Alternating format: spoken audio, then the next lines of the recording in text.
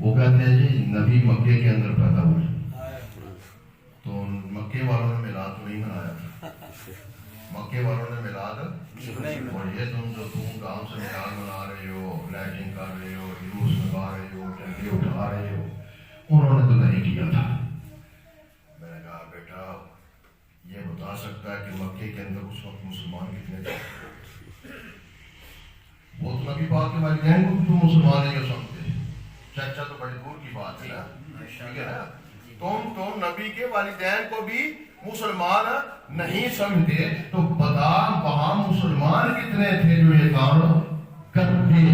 اچھا تو بتا تو کون ہے؟ الحمدللہ میں مسلمان ہوں۔ میں نے کہا مکے میں نبی پیدا ہوا، وہاں کافر تھے، انہوں نے نہ جھنڈے اٹھائے، نہ لائٹنگ کی، نہ روحانی کی، نہ میلاد کا ذکر کیا، یہ سارے کام مکے کے کافروں کے ہیں، نہ نبی کے جھنڈے اٹھانے، نہ نبی کا میلاد منانا، نہ نبی کی نعتیں پڑھنا۔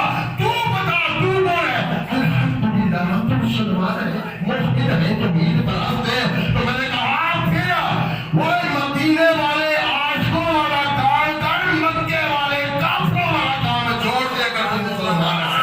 اپنے آپ کو مسلمان بھی کہلاتا ہے، اور دلیل مکے والوں کی دیتا ہے۔ مکے والوں نے نبی کا میلاد نہیں منایا، جھنڈے نہیں اٹھائے، لائٹنگ نہیں کی، اور دھوم دھام سے اہتمام نہیں کیا۔ یہ مکے والوں نے نہیں کیا، اس لیے نہیں کیا کہ وہ کافر تھے۔ ہم اس لیے کر رہے ہیں کہ ہم مسلمان ہیں، ہم میں نے کہا پاپا مکے کا مزاج مجھے یاد رہا ہے، مدینے کا مزاج بھی کبھی یاد رکھتا۔ مدینے کا مزاج کیا تھا؟ نبی جب مسلمانوں کی طرف آتے ہیں تو مسلمان کیا کرتے ہیں؟ میں پتہ ہے مسلمان کیا کرتے ہیں؟ جب آقا مکہ سے ہجرت کر مدینے تشریف لے گئے تو پیغام پہنچ گیا کہ سرکار آ رہے ہیں، انہوں نے ایک فورس تیار کی، وہ رات کو گلیوں میں گشت کیا کرتی تھی، پریکٹس جسے کہتے ہیں نا، وہ کیا کرتی تھی۔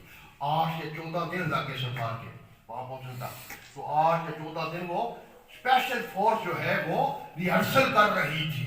وہ اس طرح کی ریہرسل نہیں جس طرح یہ مولانا